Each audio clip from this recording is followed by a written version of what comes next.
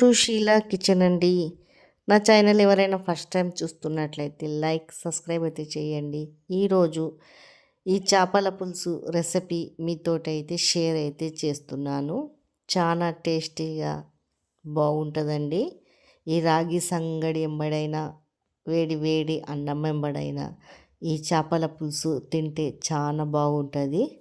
చూడండి, టేస్టీగా పిల్లలైనా పెద్దోళ్ళైనా ఇష్టంగా అయితే తింటారు ఇలా పులుసు చేసుకుంటే. దీని ప్రాసెస్ నేను ఇలా చేశాను చూపిస్తానండి.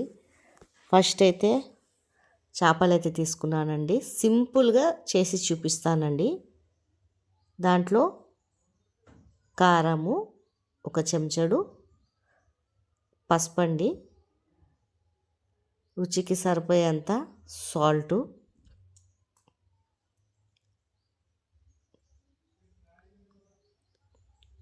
కొద్దిగా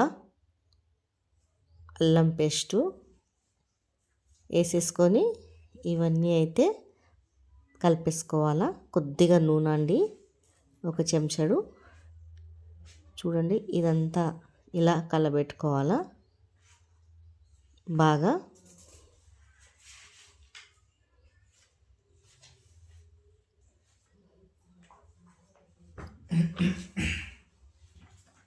ఉప్పు, కారం, పసుపు అంతా పట్టేలాగా కలుపుకోవాలండి. పక్కకు పెట్టుకోవాలా. తర్వాత ఒక చెంచా ధనియాలు, మెంతులు,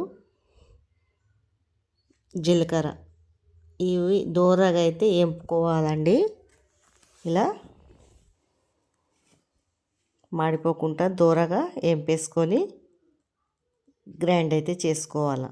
తర్వాత అదే ప్యాన్లో కొద్దిగా నూనె పోసుకొని జీలకర్ర అయితే వేసుకోవాలండి. ఆవాలు, జీలకర్ర. తర్వాత ఒక్క పెద్ద ఆనియను సన్నగా తరిగి అయితే వేసేసుకోవాలా. దీనికేమో రెడ్గా ఫ్రై అయితే కావాలండి ఆనియను. ఒక టమాటా ఇలా మొత్తము మంచిగా మెత్తగా ఉడికిపోవాలండి. చూడండి, మనకు స్మెల్కు కల్లిమాకు వేసుకోవాలి, చాలా బాగుంటుంది.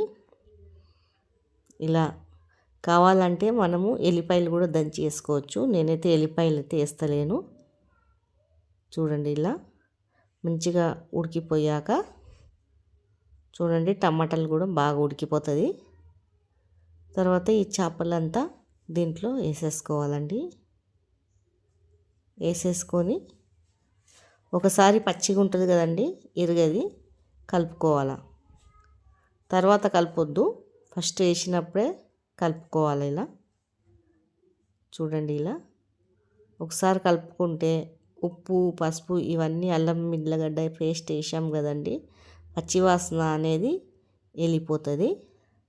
ఇలా కలుపుకొని పెట్టుకోవాలా. కొద్దిగా ఫ్రై అయితే కానియాలండి, వాసన పోయే వరకు, పచ్చి వాసన పోయే వరకు. తర్వాత పులుసు పోసుకోవాలా. చూడండి, ఇలా మనము పులుపు ఎంత తింటామో అంత పోసుకోవాలా. ఇలా బట్ట పెట్టి తిప్పేసుకోవాలండి. ఇక చెంచా పెట్టి తిప్పొద్దు, ఎందుకంటే ఇరిగిపోతుంది. ఇలా తిప్పేసుకోవాలా. ఉడకనియాలండి జరసేపు.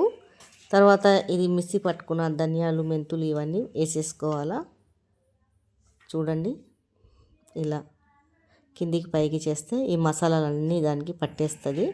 ఒక్క 5 నిమిషాలు పెట్టాలండి మసాలా వేసాక. ఇలా కిందికి పైకి అనేసాక చూడండి, ఎంతో సింపుల్గా చేపల పులుసు రెడీ చేసుకోవచ్చు.